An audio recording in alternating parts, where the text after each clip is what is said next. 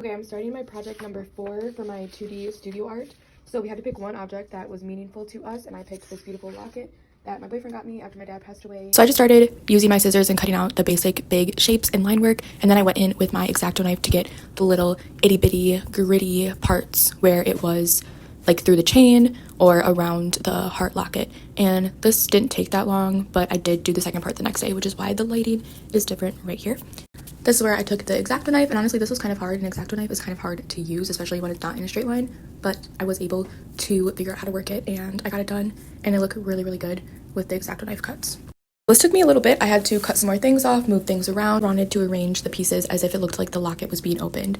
This is the final composition that I'm choosing. I'm editing gouache and different forms of shading with our fine tip pens again. Still trying to master tracing paper and how it works. I don't know if I'm not pressing down hard enough. I don't know if I'm tracing the wrong side. I don't know if I'm using the wrong pencil for it, but every time I do it, it does not transfer onto my bristle paper. So I just traced it onto the tracing paper, and then I put the tracing paper under the bristle paper, and then I used my little light source to trace it that way, and that was just the easiest way for me to do it. And it works this way, so I'm just gonna keep doing it my way. And then I started off with the fine tip pens. We had to use the 2 smallest tips, and also I'm not doing like any lines. These are all mini tiny miniature dots. This took me so long. We had to use like 3 different forms of like shading. So I did cross hatching, stippling, which is like the little dots, and then like a scribble effect to show like texture on the big locket in the middle on the flowers.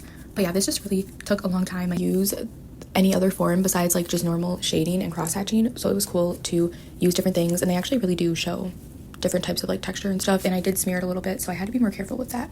Okay, this is all the detail and line work with my micro pens, and now I'm going to go in with black gouache and add more value and more shading. I have my black gouache, all my paintbrushes, my palette with some water in the middle. This is my first time using gouache, and I do have my own gouache kit. I just have not gotten around to trying it out and playing with them. It was a little bit challenging to kind of just figure out how it works, because it literally is a mix of acrylic and watercolor, and I feel like those are 2 very different forms of paint, but I think I did pretty good for it being my first time. It's really good practice, and I definitely want to use gouache more, and I have been wanting to, just haven't taken the time. This is my sign. I just realized I never showed my final project of this. This is how it turned out. I also want to like show you all the detail, because I wasn't able to do just lines. Like all of that are little mini dots, a million cross hatching, little lines. This took forever. And then on here, I did kind of like a zigzag swirl to show like detail and texture. But this is how it turned out. I'm really, really happy with it. Yeah, I got gouache on there, but it's okay. I just cropped that out of the photo, and I love how it looks.